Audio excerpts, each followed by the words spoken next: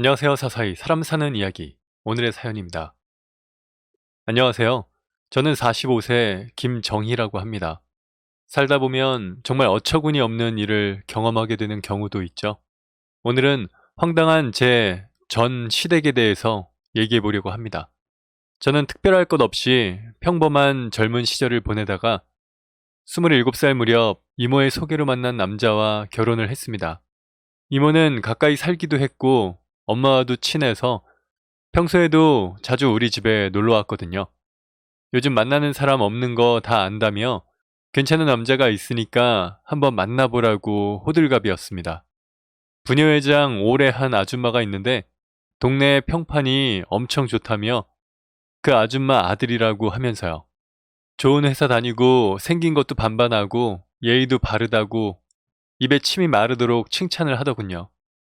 그 말을 함께 듣고 있는 엄마 역시 무언으로 이모의 말에 동조하는 눈치였기에 이모 말대로 소개받기로 했습니다.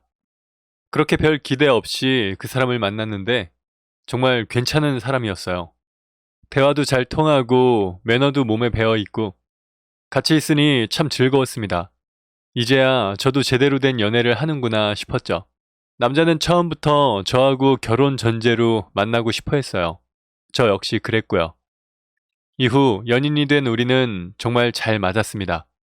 일하는 시간대도 비슷해서 평일 오후에도 만나고 주말에는 가까운 데로 같이 여행도 다니고 하면서 재밌게 연애하다가 1년 정도 됐을 때 프로포즈를 받았죠. 그렇게 결혼하면서 저는 시댁으로 들어갔습니다. 어느 누가 신혼 때 시어머니와 함께 살고 싶겠냐마는 저는 당시 큰 거부감이 들지는 않았어요. 사실 남편은 결혼 전부터 늘 어머니 칭찬을 했거든요. 아버님은 남편이 어렸을 때 돌아가셨고 어머님께서 남편과 시누이를 홀로 키우셨다 했습니다. 다행히 집에 재산은 넉넉한 편이라서 남편과 시누이는 부족하지 않게 자랐다네요. 어머니 역시 당시 남편 없는 여자들이 겪는 서름 없이 동네에서 부녀 회장도 오래 하셨고 동네의 어렵고 힘든 일에 언제나 솔선수범하시는 분이라고 했죠. 특히 이웃들 간 분쟁이 생기면 나서서 중재도 해주는 해결사라고 했습니다. 심지어 가정위탁으로 남의 집 애를 돌보는 일을 하고 계신데 가정위탁이라는 게 사정이 있어서 집에서 살지 못하는 어린아이를 대신 키워서 성인이 될 때까지 돌봐주는 거라고 했어요. 남편의 얘기를 듣다 보니 홀몸으로 남매를 키우면서도 그렇게 존경받을 만한 삶을 살아오신 시어머니가 같은 여자로서 정말 멋있고 동경하게 되더라고요. 게다가 남편과 나이 차이가 많이 나는 손 아래 시누이는 자취하면서 공부하고 있던 상황이다 보니 결혼하면 혼자 될 어머니가 신경 쓰일 것 같아 어머니와 함께 살게 된 것이죠. 당시 어머님이 돌보는 아이는 4살짜리 진아라는 여자아이였는데 어려서부터 어머니 손에 자랐다고 했습니다. 그래서인지 할머니 할머니 하면서 어머니를 잘 따르고 남편하고도 사이가 좋더군요. 그런데 결혼을 하고 보니 저한테는 도통 가까이 오질 않았습니다. 애가 원래 낯을 가린다고 했어요. 그러다 보니 아이는 주로 어머니나 남편 옆에 있곤 했는데 그 상황이 난감하게 느껴질 때도 있었습니다. 남편과 어머니, 그 아이하고 외출이라도 하면 모르는 사람들은 다 가족이라고 착각하곤 했거든요. 제 입장에선 제가 키우는 아이도 아니고 성인이 되면 이 집을 나갈 텐데 좀 어색한 게 당연했죠. 게다가 남편도 진아를 4년이나 봐온 셈이니 둘 사이는 매우 좋은 편이었습니다. 분명히 연애할 때 남편은 애를 별로 안 좋아한다 했는데 그 애하고는 아주 잘 지내더군요. 아무래도 진아가 어릴 때부터 시어머니가 키워서 정이 들은 것 같았습니다. 그렇게 저만 조금 불편한 생활을 하다가 하루는 남편에게 진아에 대해서 물어봤습니다. 양육비야 나라에서 보조받는다고 하지만 입양 갈 기미도 안 보이는 아이를 계속 이렇게 키운다면 나중에 문제가 될 것 같더군요. 아무리 위탁이라 해도 키운 정이 있는데 계속 이렇게 살면 어디 보낼 수도 없을 것이고 나중에 시어머니가 진아를 키울 수 없게 되면 우리 부부가 맡아서 키우게 되는 건지 궁금했거든요. 제가 냉정한 사람인지는 모르겠지만 누구인지 모르는 아이를 끝까지 책임져야 할 수도 있다는 게 답답하게만 느껴졌습니다. 남편은 제가 질문을 하자 이리저리 둘러대더니 갑자기 입을 다물더군요. 뭔가를 고민하는 눈치였죠. 그리고 한참 망설이던 남편이 입을 열었습니다. 사실은 진아, 수연이 딸이야. 수연이가 어느 날 임신했다면서 집에 왔더라고. 근데 애 아빠에 대해선 제대로 말도 안 했어.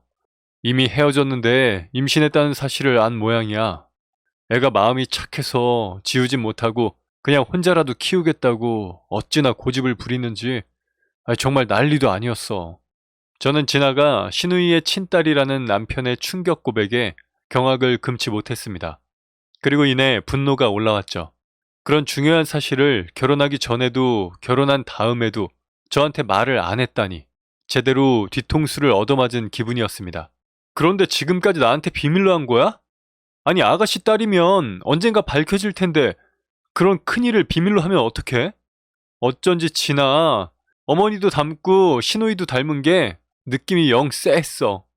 나도 결혼 전에 말하려고 했는데 그 말을 하면 당신이 수연이를 어떤 눈으로 볼지 걱정돼서 입이 안 떨어지더라. 정말 미안해. 그럼 이 동네 사람들 모두 신우이 애를 가정 위탁이라고 알고 있는 거야? 수연이 아직 너무 어리잖아. 그래서 가정 위탁이라고 한 거지. 그러니까 결론은 진아는 남의 애가 아니고 신우이 딸이라서 어머니가 기르고 있는 거였어요. 동네에도 시어머니가 생판 모르는 불쌍한 애를 데려다가 키우고 있다고 성인 군자라고 소문이 자자하던데 그게 아니었던 거였죠. 저는 남편에게 화도 나고 어이도 없고 어떻게 그런 거짓말을 하고 다닐 수 있는지 어머니도 이해가 안 되더군요. 당연히 손녀니까 어머니가 키우는 건데 가정 위탁을 하고 있다며 지금까지 그렇게 자랑을 했다는 거죠. 남편은 제가 너무 어이없는 표정을 지으니 계속 그럴 수밖에 없었던 이유를 말했습니다. 그런데 계속 이야기를 하다 보니 그럴 수밖에 없었겠다는 생각도 들기도 하더군요. 애가 벌써 4살이니 신우이가 20살에 낳았다는 소리인데 그 어린 나이에 미혼모로 만들 순 없었겠죠.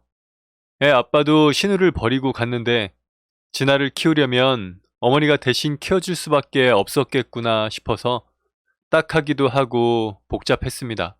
진아는 이미 시어머니 호적에 올라서 남편의 늦둥이 여동생인 것처럼 되어 있었습니다. 그렇게 제 자신을 이해시키며 힘들게 넘어갔는데 몇 달 뒤에 알고 보니 남편이 진아의 양육비까지 챙겨주고 있더군요. 처음엔 저도 생활비를 드리는 걸로 알고 있었어요. 그런데 점점 살림을 제가 하게 되면서 시어머니께 드리는 생활비를 용돈 정도로 줄이자고 했더니 진아 키우는 데 들어가는 돈을 말하더군요. 진아 양육비? 그건 아가씨가 드려야지. 그렇긴 한데 수연이가 무슨 돈이 있어. 그리고 처음부터 내가 드렸단 말이야. 이제 와서 어떻게 안 드려. 그러니까 지금까지 어머님께 드린 돈이 진아 양육비였다는 거야? 그게 아니라 그냥 생활비 겸 용돈 겸 진아 양육비 겸 해서 챙겨 드린 거지. 저는 또다시 폭발했습니다. 진아, 당신애 아냐? 아니 그렇잖아. 당신이 왜 진아 양육비까지 책임을 지냐고? 그 말에 남편이 한숨을 쉬며 말하더군요. 당신은 어머니 아버지와 함께 살았으니 모르겠지만 우리 집은 아버지가 안 계시잖아. 이런 가정은 가족들끼리 서로를 돕지 않으면 살아낼 수가 없어. 어머니가 가장이실 때도 있지만 내가 가장 역할을 해야 할 때도 있는 거야. 나나 수연이는 아버지도 안 계신 상황에서 네 거 내 거 딱 가르고 생활할 수가 없었어. 그 말을 듣고 가만히 생각해보니 어느 정도 이해는 가더군요.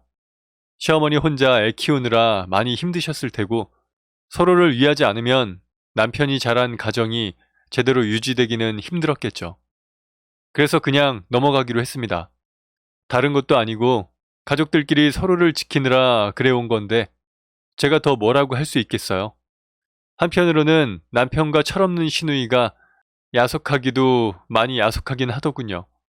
그래서 시누이가 취직도 하고 안정될 때까지만 양육비 대주는 거라고 단단히 남편에게 약속을 받아냈죠. 시누이도 시누이지만 우리 애도 언제 생길지 모르는데 다 퍼줄 수는 없는 노릇이니까요. 남편은 이해해줘서 고맙다며 그 약속은 꼭 지키겠다고 장담했습니다. 그런데 문제는 시간이 지나도 아이가 생기지 않았다는 거죠. 사실 처음부터 남편은 아이를 원하지 않았습니다. 그래도 제가 원하니까 남편을 설득했기에 남편도 애를 가져보려고 노력은 해봤지만 생기지 않았어요. 아직 30대라고는 해도 저는 아이 빨리 낳아서 키우고 싶었으니까 스트레스가 심했습니다. 그래도 임신하면 회사를 그만둬야 하니 당분간 마음 편하게 가지기로 했어요. 남편과 병원에 가보자고 해도 아직 그 정도는 아니라며 조급하게 마음 먹지 말라고 하더군요. 저러다가 정말 진아를 딸 대신 키우려고 하는 거 아닌가 불안하면서도 나름 아이를 갖기 위해 노력하는 남편을 보면 제 과한 걱정인 것 같기도 했습니다. 그렇게 하염없이 시간은 흘렀고 우리의 생활도 어느 정도 안정이 되었습니다. 시어머니는 나이가 있으시니 부녀회장은 예전에 그만두셨어도 여전히 동네 인사셨습니다. 그런데 제가 보기엔 좋은 말로 동네 사정에 밝은 거지만 나쁜 말로는 좀 주책이셨어요.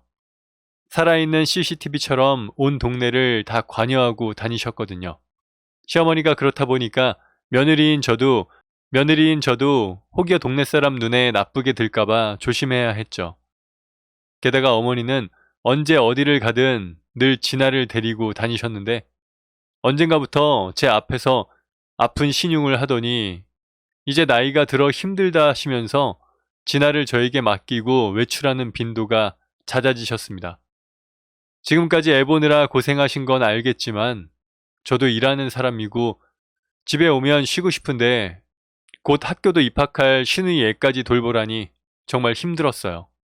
그래서 마음 잡고 싫은 소리를 해도 어머님은 그럼 나이 든 당신이 언제까지 애 데리고 다녀야 하냐고 힘든 건 알겠지만 좀 도와달라며 넘어가셨죠.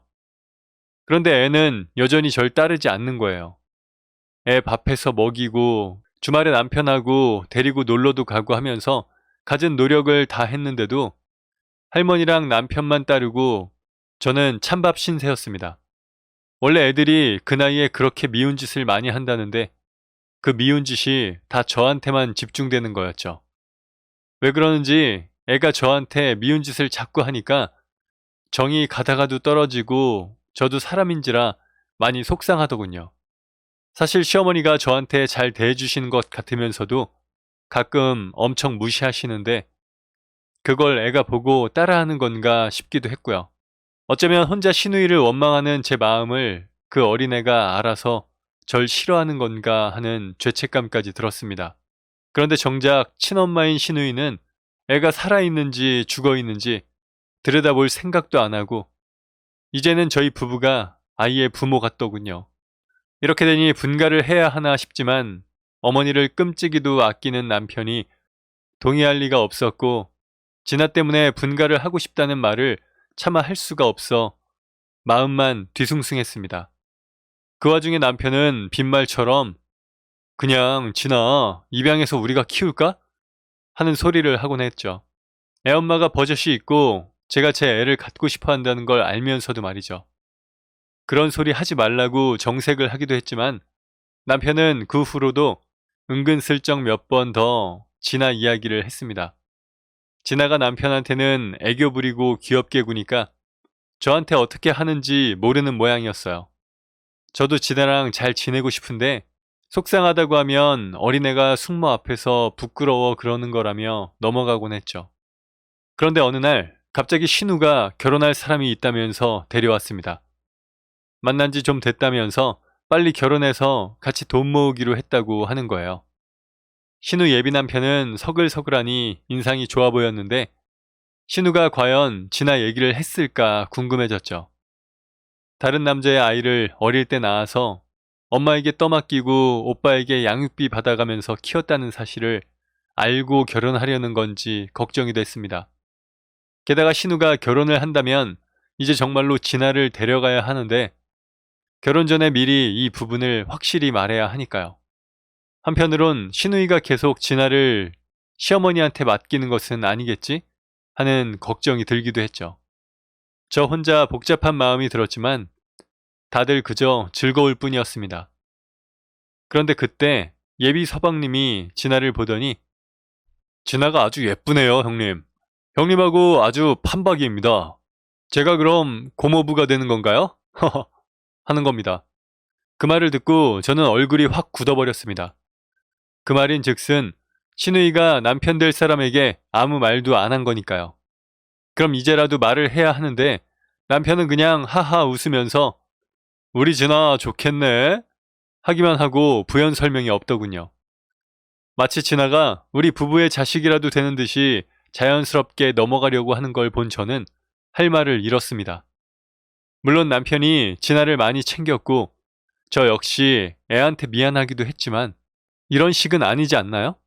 그동안 진아한테 들어간 양육비며 이런저런 부대 비용도 제가 말을 아꼈지 한 푼 두 푼이 아니었습니다.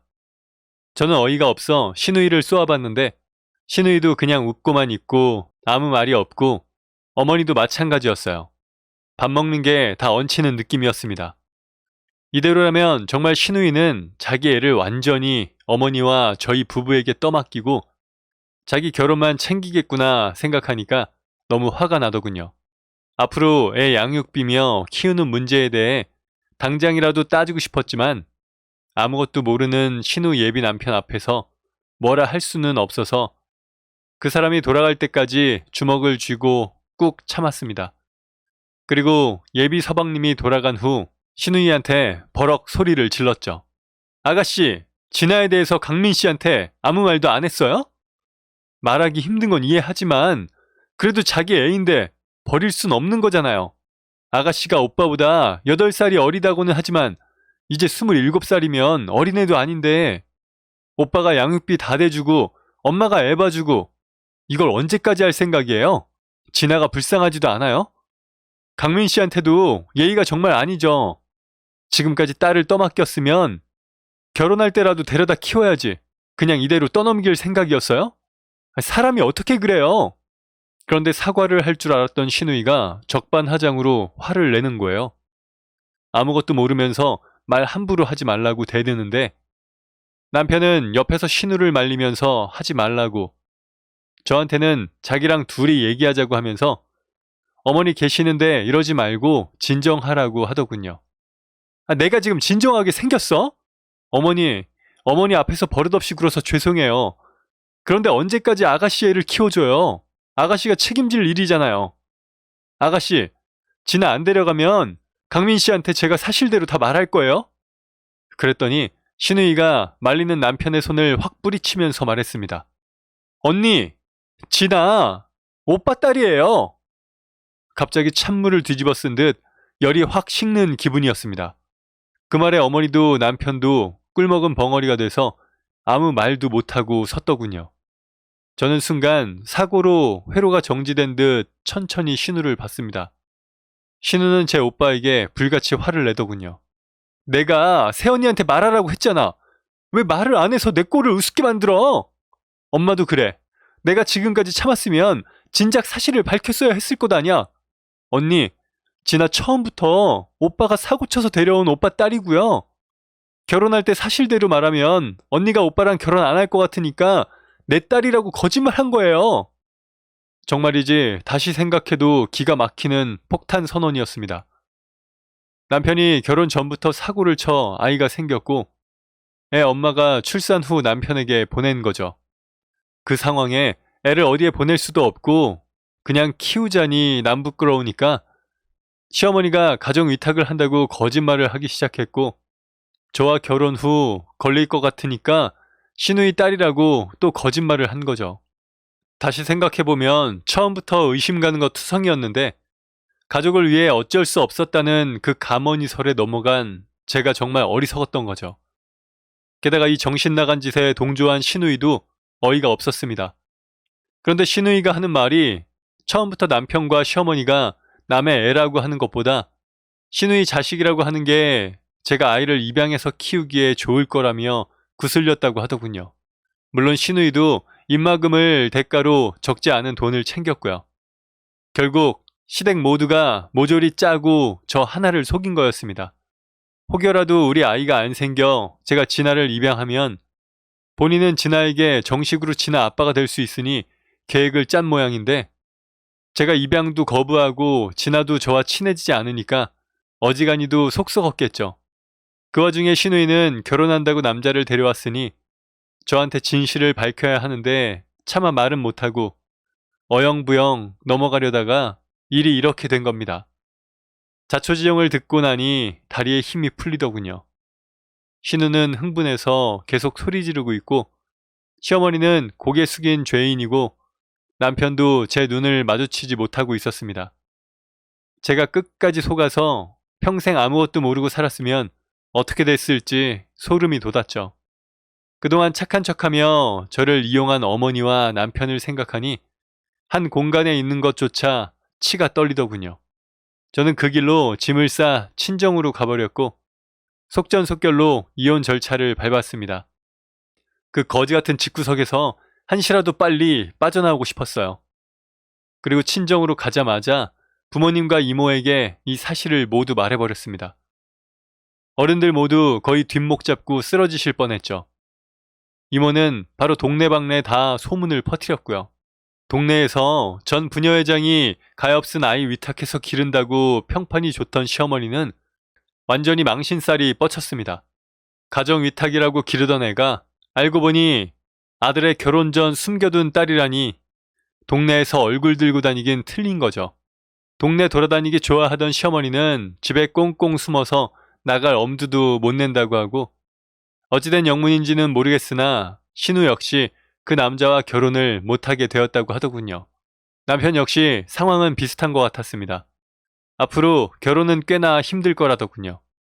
그렇게 우애가 좋은 남매였으니 앞으로도 쭉 우애 좋게 살면 되겠죠.